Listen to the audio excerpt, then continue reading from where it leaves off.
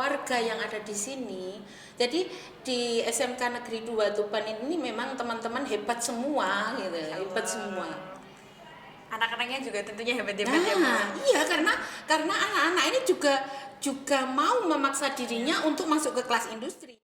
Assalamualaikum warahmatullahi wabarakatuh. Hai Sobat Smegda, selamat datang kembali di Berdikari Podcast. Buat teman-teman semuanya yang sudah follow Instagram maupun YouTube SMK Negeri 2 Tuban, pastinya tuh sudah menotis ada segmen spesial yang beberapa bulan ini tuh gak diupdate-update. Tidak lain dan tidak bukan ya Berdikari Podcast ini. Selamat datang kembali semuanya. Dan ini merupakan podcast perdana pertama kali ketika teman-teman kita yang dari kelas 10 yang baru saja bergabung di SMK Negeri 2 Tuban ini. Jadi ini perdana banget. Dan mungkin Sobat Smegda sudah tahu nih dari clickbait dari video ini bahwa di kesempatan yang spesial ini selama sekitar 15 menit ke depan kita akan membahas tentang kelas industri bersama aku Fariska Tri Agita dan tentunya bersama narasumber yang warga-warga SMK Negeri 2 Tuban ini sudah tidak asing lagi pastinya, yaitu bersama Ibu Heni Indriana selaku Kepala Sekolah SMK Negeri 2 Tuban. Selamat datang Ibu. Ya, terima kasih. Selamat bergabung sobat-sobat SMK Negeri 2 Tuban yang berada di kelas 10.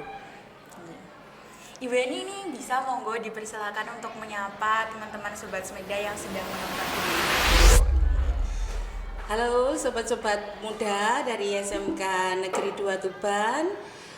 Selamat bergabung kembali di podcast Berdikari. Nah, baik, berikut tadi sesi sapa Sobat Smegda dari Ibu Heni Indriana ya. Nah, dan mari kita masuk ke sesi utama kita, yaitu membedah tentang kelas industri ini, Bu. Iya. Jadi sebenarnya setelah saya sudah 2 tahun nih bergabung di SMK Negeri 2 Tuban nih, saya mengetahui kalau sebelumnya dahulu itu sudah ada kelas industri di jurusan BDP, yang sekarang menjadi bisnis digital deh, Bu. Terus kemudian dari Tata Boga juga yang sekarang menjadi kuliner, dan juga di Tata Busana yang sekarang menjadi desain produksi busana. Nah, namun pada tahun ini yang sangat mengejutkan, ternyata seluruh kompetensi keahlian yang ada di SMK Negeri 2 Tuban ini ternyata sudah memiliki satu kelas industri, baik dari kompetensi keahlian akuntansi, OTKP yang sekarang menjadi manajemen perkantoran layanan dan layanan bisnis, kemudian dari jurusan baru yang baru dikeluarkan tahun 2022 yaitu kompetensi keahlian DKV atau desain komunikasi visual. Dan bahkan yang terbaru saja sudah ada satu kelas industri, Bu. Kalau dari Bu Heni sendiri, alasan adanya kelas industri di semua kompetensi keahlian ini apa sih, Bu? Alasannya? Begini Mbak, memang kelihatannya agak dipaksakan gitu. Agak dipaksakan bahwa siswa SMK Negeri 2 Tuban ini harus memasuki kelas industri atau seluruh kompetensi yang ada di SMK Negeri 2 Tuban itu ada kelas industrinya. Mana sih kita dalam kehidupan ini yang tidak terpaksa gitu kan? Sehingga apapun yang kita lakukan ketika itu hal yang baik pasti terpaksa. Nah, kelas industri ini memang kelihatannya kita juga memaksakan diri begitu. Terbukti dengan adanya kelas di kafe saja, program keahlian di kafe itu juga dibentuk kelas industri. Harapan saya selaku kepala sekolah, dengan adanya terbentuknya kelas industri, itu banyak hal positif yang bisa diterapkan kepada para murid. Yang pertama, dengan adanya kelas industri, maka para siswa akan dibimbing oleh satu industri. Dalam satu kelas itu dibimbing oleh satu industri. Kemudian di dalam pembelajaran, mulai dari kurikulumnya, di dalam pembimbingan pembelajaran materinya juga seringkali menghadirkan guru tamu atau industri mengajar. Ketika prakerin atau PKL bertempat di satu industri tersebut. Dan yang terakhir yang lebih penting adalah penyaluran tamatan. Nah, penyaluran tamatan itu juga masuk ke dalam satu industri. Seperti tadi saya sampaikan bahwa pembelajaran juga dibimbing oleh industri. Nah, secara otomatis maka budaya industri di situ akan tercapai, dibantu dengan adanya UPJ yang ada di masing-masing program keahlian. Kita sudah, meskipun DKV itu baru 2 tahun, UPJ-nya tetap jalan. Nah, UPJ-nya tetap jalan. Kita buktikan kepada semuanya, kepada masyarakat luas bahwa kita mampu untuk mendesain, mampu untuk sablon. Nah, ini kita upayakan terus sehingga di situ akan terjadi budaya industri, budaya kerja industri akan terjadi. Karena UPJ-nya jalan, maka di situ akan terjadi pembelajaran dengan teaching factory. Karena pembelajaran dengan teaching factory itu adalah bahwa siswa menghasilkan produk yang bisa diterima oleh masyarakat. Nah, ketika mengerjakan produk pesanan dari masyarakat, maka Bapak Ibu guru memasukkan atau mengerjakan produk itu ke dalam pembelajaran sehari-hari.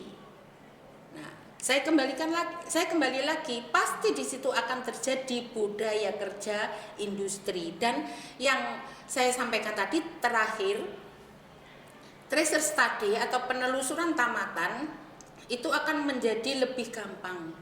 Yang kemarin itu ketika ada penelusuran tamatan melalui berbagai cara, ada format atau form secara tertulis, kemudian ada Google Form, ada yang dari direktorat. Nah, ini kita kesulitan untuk pengisian atau pendataan tracer study-nya karena para siswa sudah keluar. Nah, dengan adanya kelas industri itu, maka harapan saya nanti akan gampang pendataan tentang tracer study. Itu sesuai dengan inovasi yang saya buat untuk GCC tahun 2023. Dan sekali lagi saya sampaikan bahwa ketika anak-anak lulus, ini satu kelas itu sudah langsung diterima oleh industri tersebut. Dan yang lebih saya tekankan lagi, yang sekarang mungkin anak-anak belum paham, bahwa ketika mengikuti assessment di industri itu adalah LSPP 3 yang bisa dihargai oleh seluruh industri dimanapun berada. Ini yang anak-anak saya kira atau para siswa belum banyak yang paham. Saya kira gitu, Mbak. Berarti alasannya itu supaya sumber daya dari siswa-siswi SMK Negeri 2 Tuban ini terlatih gitu ya, Bu. Lalu UPJ juga didukung dengan kelas industri sehingga nantinya ketika sudah keluar langsung siap untuk menyambut industri-industri yang ada di luar sana. Kemudian ya, Bu ya, SMK Negeri 2 Tuban ini bekerja sama dengan industri mana saja sih, Bu? Yang kelas AKL, kemudian MPLB, satu kelas dari BD itu kerjasama dengan PT Indobisma. Kelas DKV kerjasama dengan Mas Pion IT. Untuk kuliner bekerjasama dengan Hotel Mercure Grand Miramar Surabaya. Untuk busana bekerjasama dengan PT Sritek. Dan yang terakhir atau sebetulnya ini yang awal, BD mulai dari awal itu bekerja sama dengan Alfamart, sehingga di program keahlian BD itu ada 2 kelas industri, yang satu bekerja sama dengan Alfamart, yang satu bekerja sama dengan Indobismart. Wow, ternyata banyak sekali ya Bu, dari perjurusan ternyata ada sendiri gitu. Kalau untuk kerjasamanya sendiri ini gimana sih Bu? Apakah susah dengan industri-industri itu atau lebih enak gitu? Kalau menurut saya sekarang itu sebetulnya industri itu semakin lama semakin menyadari bahwa keberhasilan mendidik anak bangsa, generasi penerus bangsa ini tidak bisa dibebankan kepada dunia pendidikan saja, sehingga masyarakat luas terutama dunia industri itu harus bertanggung jawab untuk bagaimana mendidik anak bangsa lebih kompeten. Maka dari itu dimulai dari dulu Pak Nadiem, bukan Pak Nadiem Makarim, tapi Pak Wikan Sakaring itu menyampaikan link and match. Ya, kelas industri itulah sebetulnya yang dikatakan link and match, karena perusahaan itu membimbing para siswa mulai dari penyusunan kurikulum sampai nanti berakhir pada penerimaan pegawainya. Nah, kalau saya sih tidak merasa bahwa industri itu sulit untuk diajak bekerja sama. Kenyataannya kita tetap bisa. Yang penting semangat kita di dalam upaya bagaimana kita menggandeng industri untuk mendidik anak-anak bangsa itu terus berjuang terus. Ya. Gitu. Berarti tim yang hebat juga ya Bu, dari tim SMK Negeri 2 Tuban. Iya, kalau saya tidak dibantu oleh Bapak Ibu Waka, Kakomli, Bapak Ibu guru, staf tenaga kependidikan di SMK Negeri 2 Tuban, semua itu tidak akan terjadi. Nggak akan. Iya, tentu saja teman-teman. Ya, jadi karena upaya kita semua.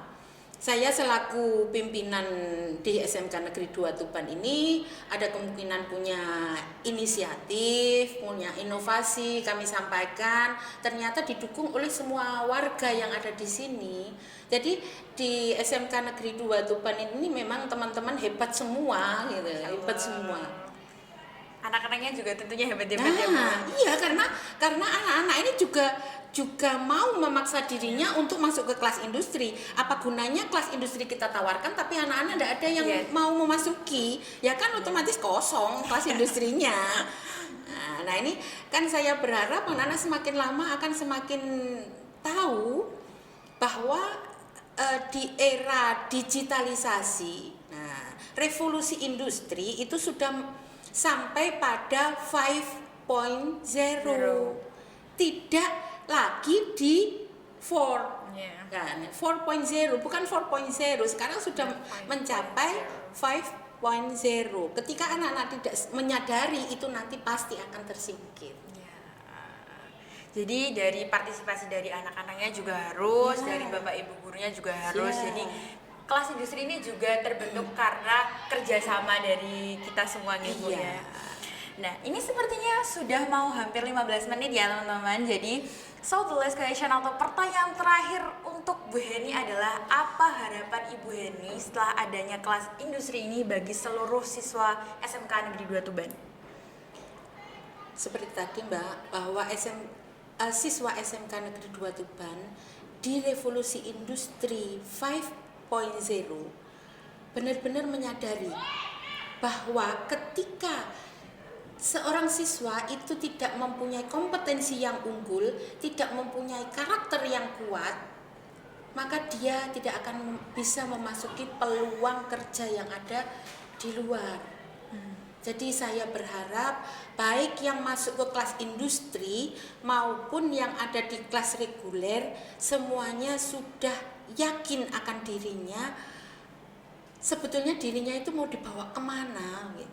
Sehingga ketika keluar dari SMK Negeri 2 Tuban sudah tidak ada lagi kebingungan, saya ini mau memasuki dunia kerja yang mana. Maka dari itu kita juga berupaya bahwa guru-guru BK pada saat tahun pelajaran 2023-2024 ini kita masukkan ke kelas supaya bisa membimbing para murid mulai dari kelas 10 sampai kelas 12. Begitu nggih Bu harapannya. Harapan yang sangat mulia, semoga dari teman-teman Sobat Smegda ini juga bisa mengaplikasikan ke hidupnya masing-masing supaya menjadi anak bangsa yang bisa berguna untuk nusa dan bangsa. Nah, baik demikian bincang-bincang kita bersama Ibu Heni Indriana selaku Kepala Sekolah SMK Negeri 2 Tuban di podcast Berdikari episode ke-13 ini. Mungkin Ibu Heni itu ada satu kata untuk podcast Berdikari ini, Bu. Satu kata aja gitu. Terus maju demi perjuangan diri. Wah. Itu dari Bu Heni ternyata dari podcast Berdikari ini buat teman-teman ekstra konten kreator ini sudah di-approve nih sama Ibu Kepala Sekolah.